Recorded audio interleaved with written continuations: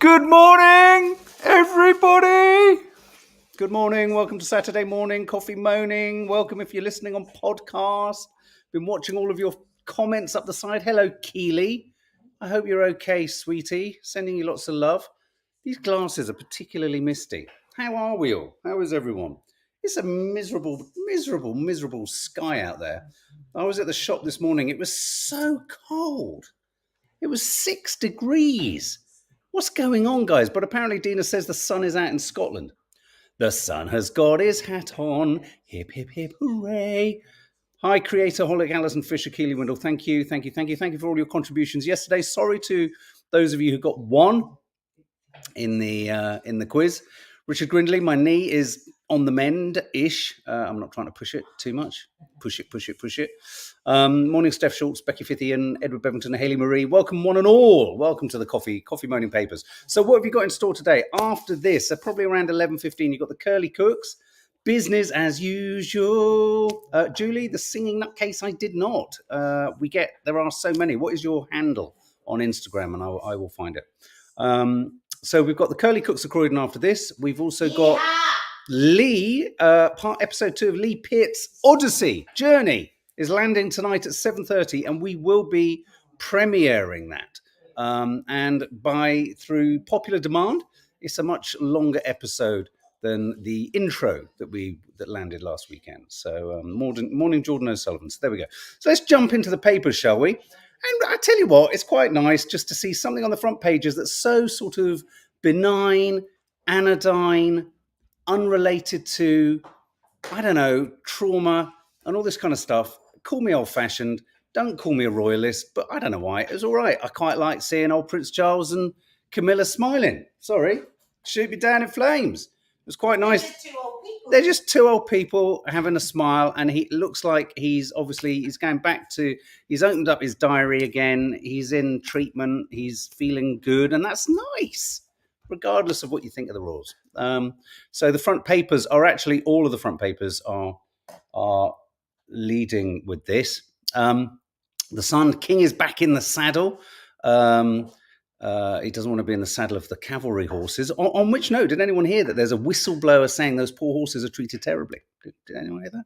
They're kept in their boxes all day, let out for an hour, don't eat much and don't drink much, apparently. Not very nice, is it? So we've got Daily Mail, not surprisingly, sycophants, smiles that say King is going back to work. Then we've got the Sun, King is back in his saddle. Then you've got the Daily Express, caring King joins Cancer Crusade. The Mirror, fit for a king, Charles to return to duties. There it is. Just nice photos. And I quite like this photo inside the King returns to public life. So I want to ask you a question. You see headlines like this. What does it do? Does it make you go, fuck off? Or does it make you go, well, for some people who aren't royalists, maybe it makes you just go, I don't care. This is irrelevant. This bears no relationship to my life. Do you feel nasty? Or do you just feel meh? Or do you feel, it's nice? I felt, it's nice. It cheered me up. I saw the papers this morning. I was like, I don't have a problem with Prince Charles. Yes, I have a problem with the entire history of monarchical, structures of governance and exploitation, of course. But this morning, on the front of a paper, I don't. Keely Windle, I'm happy. What's Jackie saying? Jackie, I don't believe that. The Queen would never have let that happen. What? Let what happen? Oh, the horses. I know what you mean. I thought it's funny you should say that. Isn't it funny how much we all know, how well we know the Queen's attitude to her equine passions, right? She's, shall I twist to the side, guys? I'll go this way. Just go this way. Just got family getting up, which is, we're a normal family household, guys. So you're right. The Queen would never have sanctioned this, would she? She would never have allowed the horses to be treated so badly. So maybe the whistleblower isn't a blower and should just put his whistle back in his pocket and blow off. So anyway, but this photo I quite liked after the Daily Telegraph. Look at that. Look, some jokester sent him a card saying, at least you don't have to wear a cone. In that sort of public school way. And I think it's sweet because it gives you an insight on what makes him chuckle. King Charles, at least you don't have to wear a cone. It's quite funny. public school humour, isn't it? Kind of public school humour. Makes me happy that he seems to be feeling better, Deborah Holdsworth. Exactly. What's wrong with a little bit of warmth and feeling nice? Because believe me, the headlines are going to get a lot darker now. On a more serious note, let's have a look at this. So I talked at great length yesterday about the university protests, pro-Palestinian protests across America yesterday. Talked about... Thank you for doing that yesterday, Mark. Yeah, no, did a really... We might try and subclip some of it because it was quite I went on one, but I don't mind it sometimes when I do.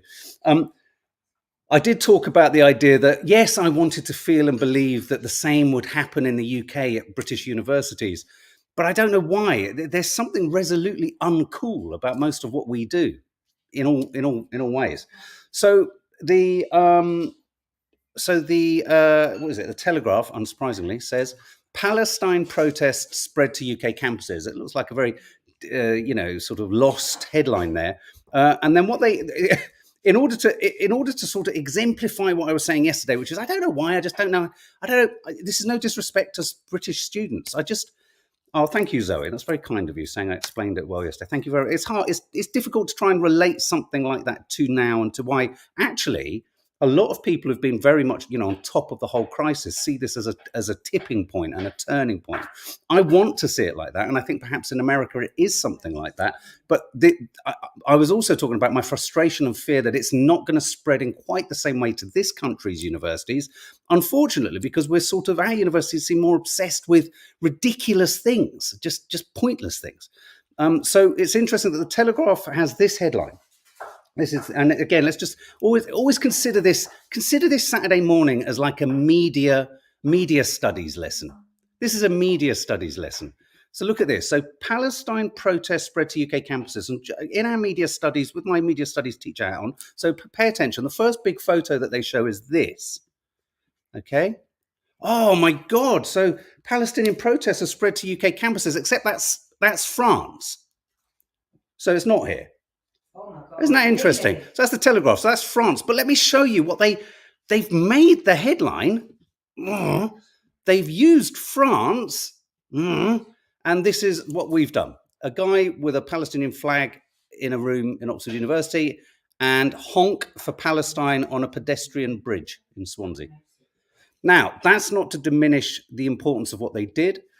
The young lad at the top, very brave. Nancy Pelosi was obviously invited to Oxford University to give a speech. She just sort of, in her usual fashion, just resolutely ploughed on, like all these politicians. Let's totally ignore all those people who vote for us.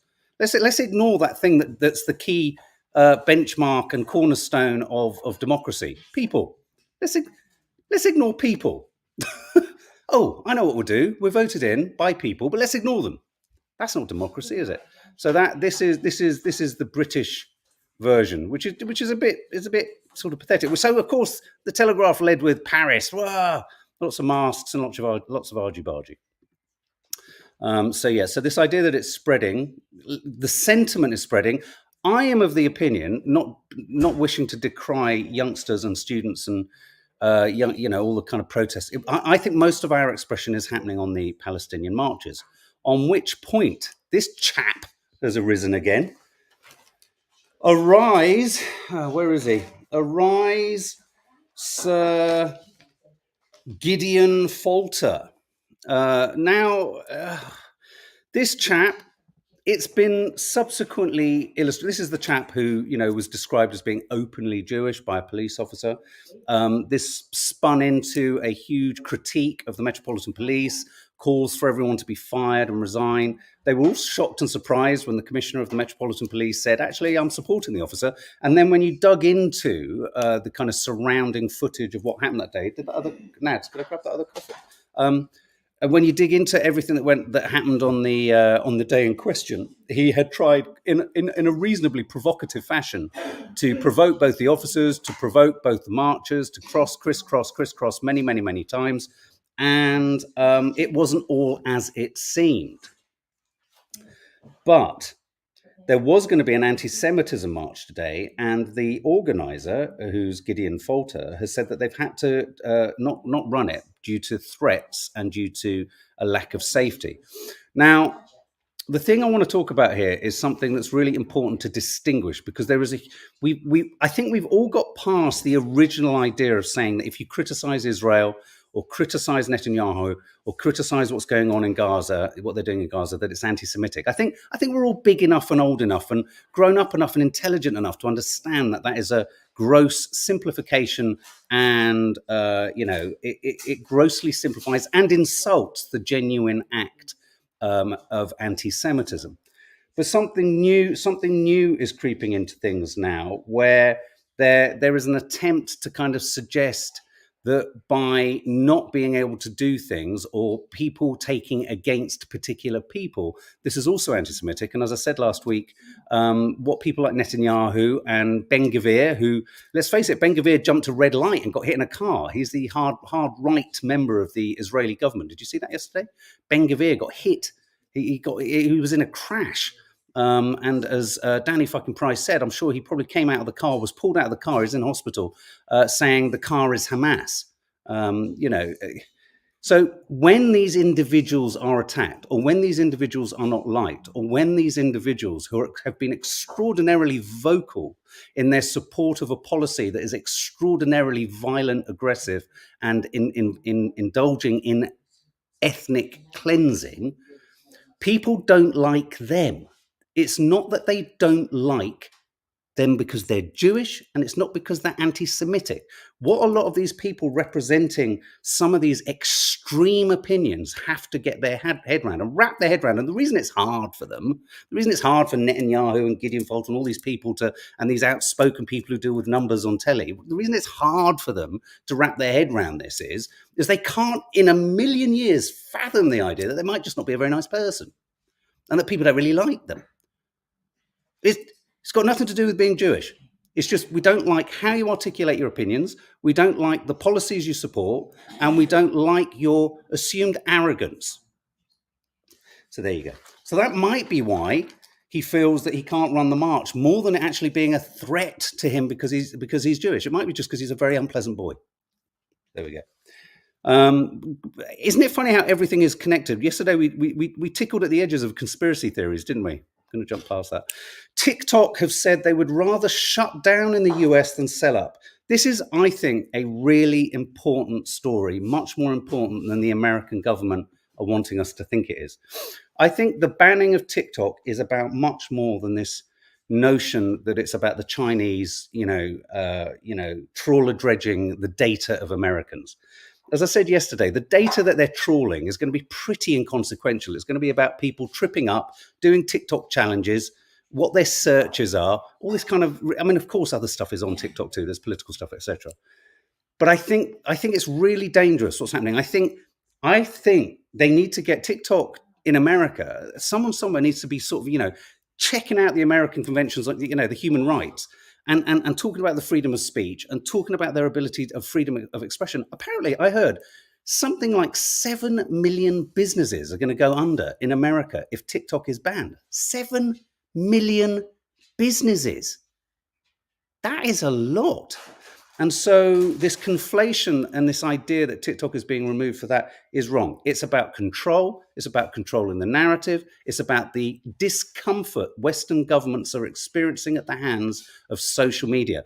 And it's astonishing that they're feeling this discomfort when, in fact, huge numbers of people believe that most social media has in itself been quite limiting of the Palestinian side of things. And so has even been skewing. Although things are shifting, it's interesting, isn't it? Everyone is like a glacial move to maybe we shouldn't have been quite so supportive of Israel. When people sort of were shouting down people going, why are you being critical of Israel? The history of what's happened between Israel and Palestine was screaming out that we all knew this was going to happen. So rather than just saying, you hate, what about the hostages? What about October the 7th? No, we saw this coming. We knew what the development of this story was going to be. And it's happened. And now everyone else is playing catch up. Bernie Sanders, I posted him yesterday. We showed it on the Coffee Moaning today. Brilliant. An absolutely pitch perfect address to Netanyahu. If only he'd done it 4 months ago. If only he'd done it 4 months ago. That's all I'd say. Okay, that's the heavy shit. Let's move into the lighter shit, shall we? Should we move towards the light? We all scream for ice cream. What's this? Most drivers would fail their theory test if they had to take it again. So I want to ask you, would you fail your theory test? I'm going to ask you some questions, guys. Do you want me to ask you some questions? I'm going to ask you some questions. This is like BBC Quiz of the Week, but actually it's your driver theory test. So, question 1. What, if anything, do you think triangular road signs indicate? What does a triangular road sign indicate? Come on, guys. I would use that famous music that goes do do do do do do but it's a bit anti-Semitic. What do oh, no one drives. What's happened to Raggy Omar? Someone was posting something about it. Something happened to him. What? Warning Lutines. That's right. Warnings. Okay, I won't do all of them. What lights, if any, are appropriate to turn on when driving on the motorway at night when there are cars ahead of you? What lights are, if any, are appropriate to turn on when driving on the motorway at night when there are cars ahead of you? I thought they meant cars inside the lights inside the car. I was going to say not your mobile phone light, not this, which I'm going to show you just in case you don't. Dipped. Oh, well done, Siobhan Jordan, top of the class. Raggy Omar. Oh God, Raggy Omar is receiving medical. Was this his? I saw something about him during a live broadcast. Did something happen? Oh, poor Raggy. Dipped headlights. Well done. Okay. Well, you're all right. Oh, shut up. You're all very good. This is a bit alarming. Cocaine use at wheel okay to young motorists. It begs the question: what? What? Driving while high on cocaine is acceptable to more than 1 in 5 young drivers, a survey has revealed. I don't know what to do with information like that. It was last night's 10 o'clock news, Julian area. Oh, bless. Oh, my God.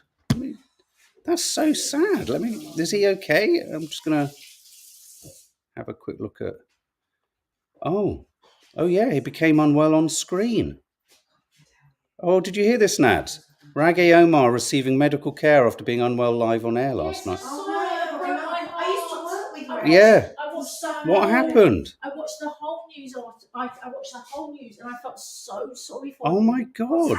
He was stuttering. Stuttering. I remember his words. It Oh was no! Absolutely heartbreaking. No. You could see these kind of tears in his eyes. No.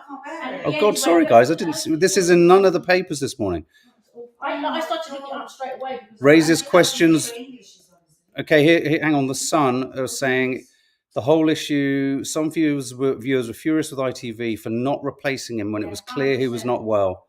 Duty producers failed in their duty of care. Oh my God. Unbelievable, yeah. I agree. But to be fair, Oh my God. What was going on? Wow, sorry guys. Again, this must have happened too late for the papers. I didn't see this at all. TV backlash. ITV News at 10 slammed by appalled viewers after presenter Raggy Omar falls ill live on air. I tell you what, he sparked concern by appearing shaky on screen and struggling to get his words out. Bless him. Bless him. I tell you what, that there must be something going on because they are so amazing at ITV. Like, I know they are at Loose Women. It's like the other day, Denise got some of her vertigo back, and oh my God, they were so lovely. Like, you don't have to go on the show. Do you want to do this? I mean, but having something weird. But also, I think you when you work these news stations which are operating late, and you'll be amazed how few people there are actually around. They're quite stripped down outfits. I mean, I remember I used to work nights. You'd have literally the presenter would press the button and go in and do it all. So I don't know how many people are actually probably on camera. Poor thing. And also being such a pro, many would have just assumed once he's in there may be many things that he's dealing with in there. Poor, oh my God, Raggy Omar, bless him. That's so sad. So sad. Thanks for bringing it up. I don't want to jump to any conclusions, but maybe it is a stroke of some form. Yeah. Okay. Biden agrees to debate rival after months of evasion. This is curious in that they don't call his rival Trump. But Joe Biden has said he is ready to debate Donald Trump after months of evading questions over whether he would face off his Republican opponent on stage. Guys, I can give you one guarantee right now. When the presidential debate happens, I think we should go live and I think we should go Gogglebox on that baby. I want to watch it. with you, and we need to just go through it because it's going to be an absolute clusterfuck. I mean, although having said that, as I said yesterday, Donald Trump seems to have gone very quiet, hasn't he? He's on his own. I'm taking things in. I'm trying to take time out. It's really nice in the court in New York. I can just sit and be cold. He's a good guy. He can't talk. He can't talk. Okay, there's a lot of smelly stuff in the papers today. Toxic gas surge from US-style chicken farms supplying UK supermarkets. This is on the front of the eye. And as Dina just said, grim. You may have heard that word just off camera. Grim. What I love about Dina is that when words come from her, there's no choice in it. They just emerge. There was no way that word grim wasn't coming out. Grim. It was more a sort of exhalation. Yeah, so toxic. So, of course, the reason I pulled this was, me too, welcome to Brexit food standards. Yeah, here we go. So this might just make us all pause a little bit in the supermarket. Toxic gas surge from US-style chicken farms supplying UK supermarkets. Poultry waste from mega farms is causing huge emissions of toxic gas. Ammonia can combine with the pollutants to create particles linked with higher death rates. Industrial scale farms are run by suppliers of chains such as Tesco's and McDonald's. It's a smelly chicken. We don't do smelly chickens. It's just we should all just keep pausing and thinking about what we're eating. Even I'm starting to stop and think about what I'm eating. Has anyone, if you haven't heard about baby reindeer, where the hell have you been? Because it's absolutely everywhere. We're on the tough episode, which Nadia's probably going to opt out of.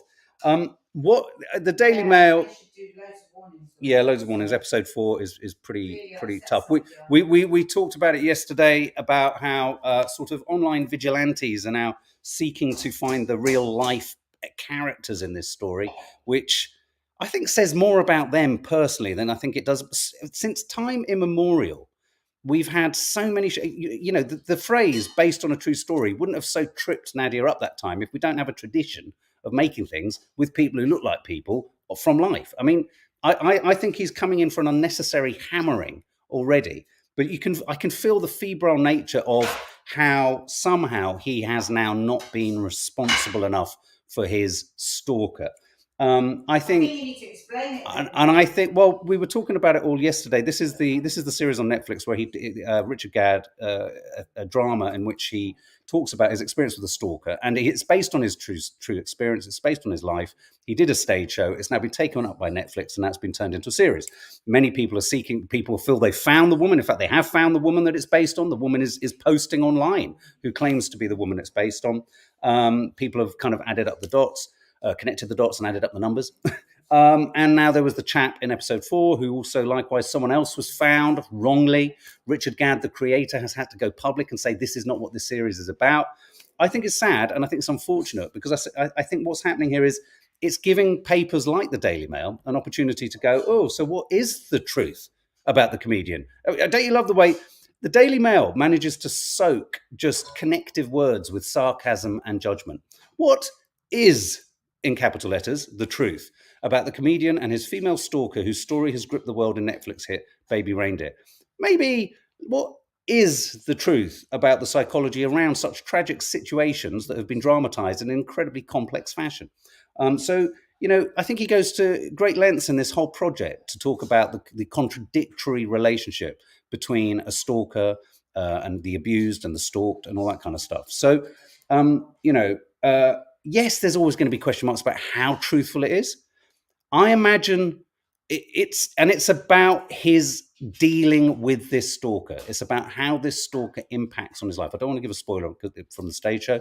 It's an incomplete story, but it's about how he engages with, experiences, what the psychological sort of, complications are for him as an aspirant, failed, if you like, comedian who had this stalker that kind of fed some part of him, he fed some part of her, and what it says about us as humans. I think it's, certainly the play, we're at episode 4, the play was an incredibly moving, arresting, shocking, dramatic portrait of something that's a very prevalent thing, obsession and connection and all that kind of stuff.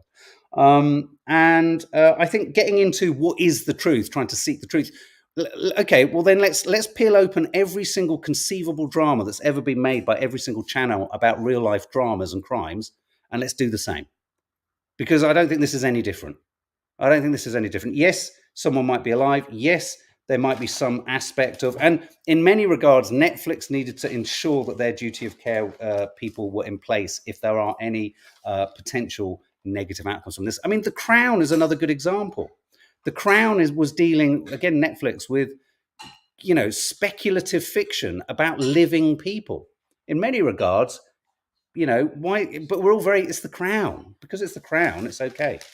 So I'm just kind of a little bit of a defense there for Richard Gadd.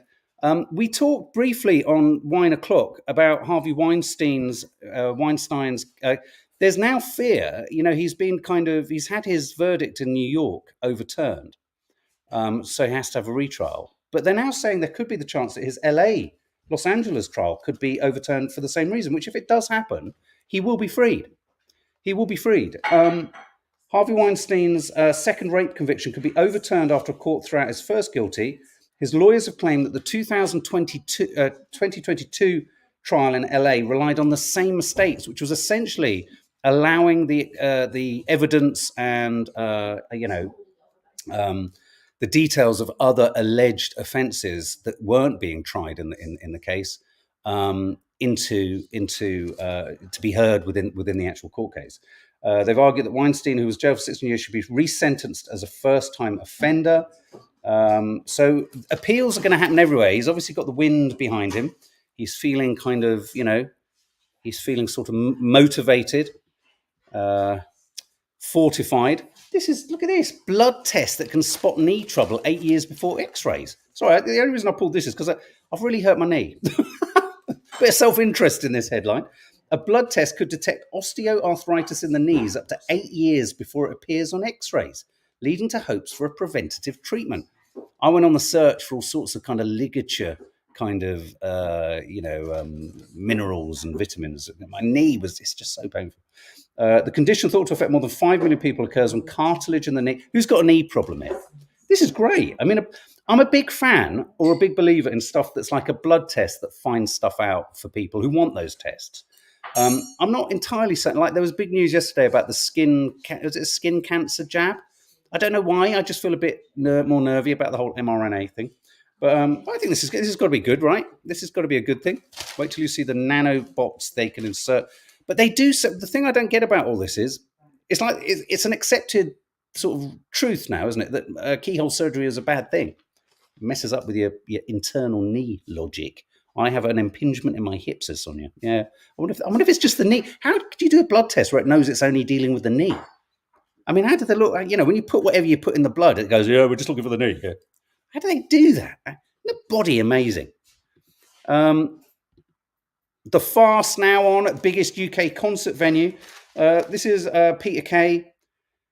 He was supposed to be the top comedian performing at the relaunch of he was supposed to perform at the Co-op Live Arena in Manchester. Did anyone here have tickets? We're big fans of Peter Kay. It's like he says, when it's rain. When it rains, it's real rain. Apparently the lights didn't work. So, yeah, he's upset. He's not happy. Some really pointless headlines here. Well, this isn't pointless. This is sweet. Nanny Di, how 30 minutes bird watching can send your spirit soaring. I disagree. When I've tried to actively birdwatch, which is stand and look, they're never there. I find it really stressful. And I'm like, where's the birds? There are no birds. And I know you have to wait. But this is not 30 minutes of spirit soaring. This is just 2 minutes of total stress and looking and hearing and then downloading an app to identify the bird and then cleaning the shit up off the patio. So I want to believe this is true, but I'm not entirely convinced. And here's a headline that's totally pointless. Taking the stairs gives your heart a healthy workout. Breathing keeps you alive. Did you know that? I mean, seriously, really? Feel good story. Thank you and lots of love. This is Cy King dished up an extra helping of love for fans as the Hairy Biker's new book topped the charts just weeks after Dave Meyer's death. Their new book, The Hairy Dieters Fast and Fresh, was published on Thursday, but is already #1 in the Amazon charts. Sweet, sweet, sweet. So much love for him. I don't often do these sort of stories, and in fact, it's so boring, I won't do it now. Do the Dwight thing. But the £9 pint. Oh, I feel so conflicted about this, guys. I feel so conflicted, and I'll tell you why. On the one hand, I'm outraged because I think everyone goes on their drinking journey, don't they? And you know, but I'll tell you what, if we think that it's right that we should stop smoking and people shouldn't smoke, and there's a story coming up saying that there's new studies show that vaping is bad for fertility now. It affects the number of eggs you create or have or can that can what's the word, fertilize. How have I got there from the £9 pint, you're asking? £9. Part of me goes, that's fucking outrageous. But another part of me thinks, is it pricing alcohol out of people's lives? And then another part of me thinks, oh my God, no. They're just going to buy it somewhere else. Look, this question will soon sober you up in a flash as the dawn of the £9 pint is here. Getting the beers in with 4 mates will not give you much change of 50 quid. I remember taking a £5 to the pub, and that was around for 5 of us. £9. I mean, yes, we have a drinking problem. Yes, there was a study this week showing that we have the youngest drinkers and we have the biggest problem with young drinkers. £9 a pint is enough to make me give up the drink, Zoe. You see, but is this a way of stopping people from drinking by stealth? That's the question. Did she say she would? No, she didn't say she would. Zoe said she'd pop down Oddbins, and is there still Oddbins? I don't know if they are. The £175 million flat. So I'm sure this lot, whoever buys this, could afford a £9 pint. It comes at a price. This is the view from a flat, which is overlooks. It's just by Harrods and Buckingham Palace. How the other half live. But for those of us down to earth, Asda are selling £60 suits. If you need a nice suit. Always remember the fear. You know what? For young men, I don't know if it's still the same, but the fear of a suit. I remember when I was 14, 15, and something came up and I had to wear a suit. I was like petrified of a suit. The thought of a suit. Scared, fucking rigid. The whole concept. I suppose it's like you suddenly got to be a man. Yeah, and I was like, oh my God, this is the most petrifying thing in the world. I mean, seriously, so scared of the whole idea of a suit. So I don't know whether, the idea that Asda is selling a £60 suit sort of removes the fear. I don't know if it does. It's just it's almost like however young you are, you're not man enough in sort of old enough to fill it or to live in it. It's difficult. You've got to wear a suit and be natural in it. And it's very hard because you're wearing a suit. Do you know what I mean? Dawny Harvey, you have a phobia of ties. I know what you mean. I think I have a phobia of certain types of ties. Like, those really odd ones. Piano ties. Do you remember piano ties? Oh my God. I hate a piano tie. Women should give up vaping, as I mentioned earlier, if they want to conceive. New study. So many of the things. Blood samples from 8,300 women revealed that people who vaped or smoked tobacco had lower levels of anti-Mullerian hormone, which indicates how many eggs women have in their ovaries. The study found that across all age groups, these levels were lower in vapors rather than non-vapors. I thought you were born with a fixed amount of eggs. We are, but it's saying it's destroying them. Oh. Isn't it? Yes, and maybe, no, and I also think what it's suggesting is that if it's destroying yours, when you then do have children, it will destroy your children. It's a bit frightening, isn't it? I keep pulling Zendaya. Oh, no, I'm not. What's this? Oh, no, look at this. Arm wrestling clubs thrive. I don't know. I looked at this photo and my left elbow twinged. I felt like, oh God, that really hurts. Almost like I was there. When you look at that, arm wrestling clubs are thriving across Britain. It's fiercely competitive, but apparently there's no animosity. You win a fight, you don't punch each other afterwards. You don't smack the living daylights out of each other. I could hold arm wrestle. My nan was powerful with an arm wrestle, even at the age of 90. You wouldn't want to get into a fisticuffs with my nan. She'd have taken you out. She was proper Staffordshire Bull Terrier, I tell you. Yeah, I don't know. I always watch arm wrestling expecting an arm to come off. I expect to hear that moment. So anyway, anyone here a good arm wrestler? I like an arm wrestler. I like a Chinese burn. I actually like Chinese burns. I really do. In fact, I might ask someone to give me one later. Dina? Yeah, I need a Chinese. I love a Chinese. Give me a Chinese burn. I don't think we're supposed to say that anymore. what? Oh, sorry. What do we call it? Oh, Just okay. call it a burn. Okay, scratch that. Just mean it's a burn. But that sounds wrong. That's old 70s. That's old 70s chat. I'm keep going to bang on about this till the cows come home. Can someone else please see Challengers and tell me I'm not going mad? If I'm really honest, I thought it's one of the worst films I've seen in a very, very, very, very long time. I just want to say that. And I don't actually think it's Zendaya's fault. It's just, what a weird film. It's about the least erotic film about threesomes. Does stem cell therapy hold back the years? Can I just be honest? What the fuck is stem cell? Oh, we all want to get stem cells. Do we? Yeah. John Cleese says it's responsible for making him look young. There he is. Kim Kardashian rubs it into her face. Yeah. Apparently, Cristiano Ronaldo has stem cell injections after an injury. I didn't realise that. Get this, guys. So here's something else. Stem cells, you put them in your body and they plod around like this. They go, I'm a stem cell. I don't really know what I am, but I'm a stem cell. And they bobble around in your body. And guess what they do? They find anything that's going wrong and they solve it.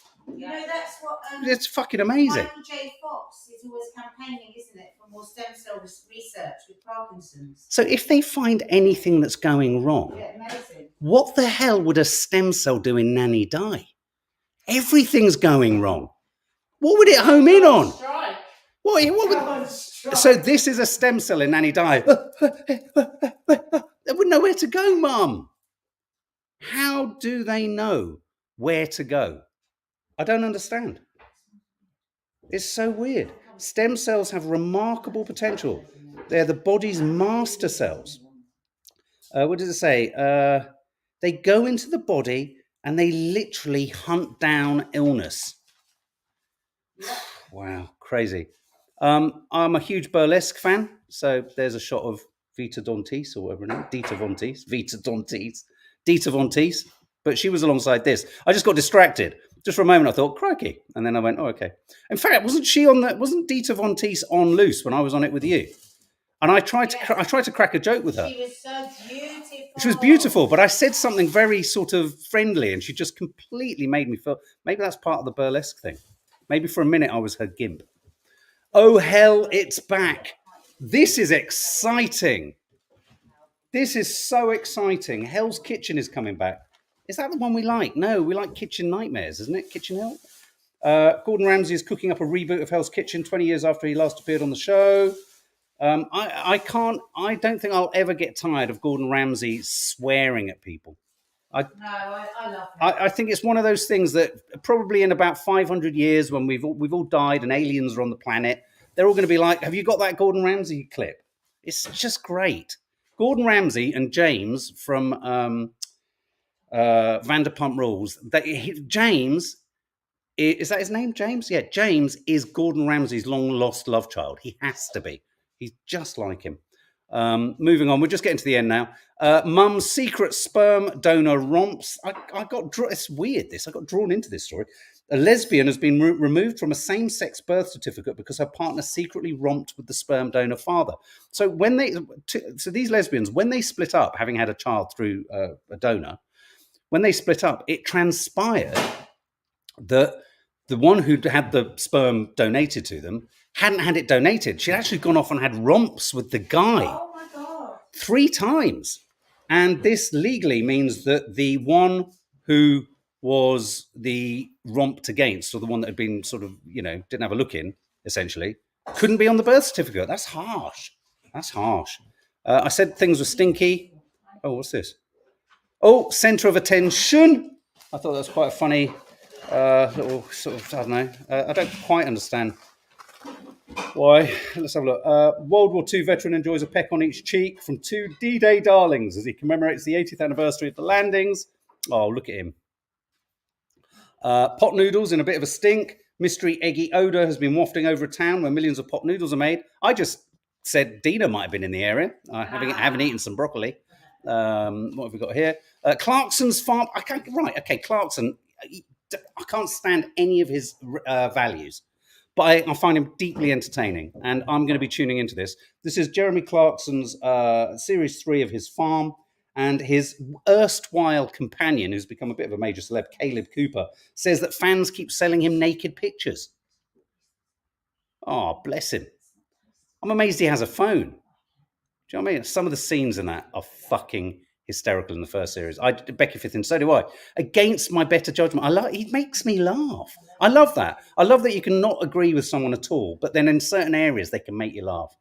I love this. Have you heard about the Binface manifesto? The guy's running for mayor. Count Binface has made these promises if he wins the London mayoral competition. He said he's going to rename London Bridge the Phoebe Waller Bridge. He said he's going to give Claudia Winkleman's Fringe grade 1 listed status. I think that's great. And he's also said that he'll make Thames Water bosses take a dip in the polluted river. If he becomes that one policy alone could mean that he'll get quite a few votes. He'd get my vote for sure. Binface manifesto. Teddy Beddy bye-byes. Don't have if you struggle with not naked picture of him. He receives naked pictures. Me too. If you've got hay fever and you have teddy bears, I know some. Don't cuddle the teddy bear is what they're saying, because the teddy bear contains all the pollen. Yeah, it's to Teddy Beddy bye-byes is the headline there. £72. Now that's something to carp about. Look at that puppy. I think it's the same one that guy caught about 6 months ago. And they've threw it back in, and he's like, all right, I'll do it again. It's like literally the Daily Star phone up this carp and they go, would you mind jumping out again? And we'll do another photo for page 7. He's like, all right, here we go. And finally, azaleas. Fucking love them. Sorry, just got to say it. I love an azalea. And finally, look at that. Cattenberg. Not Gatton, but if you're listening on podcast, you haven't got a clue what I'm talking about now. This is a cat that's colouring is that of a Gattenberg. Unforeseen, better policies than the Tories and reform. From Binface. Yeah, Count Binface for mayor, please. And there you have your news, guys. As I say, we go from the serious to the... guys, have a lovely rest of the morning. I'll see you in 15 minutes. The girls are getting ready over there. We'll see you for the Curly Cooks of Croydon very, very soon.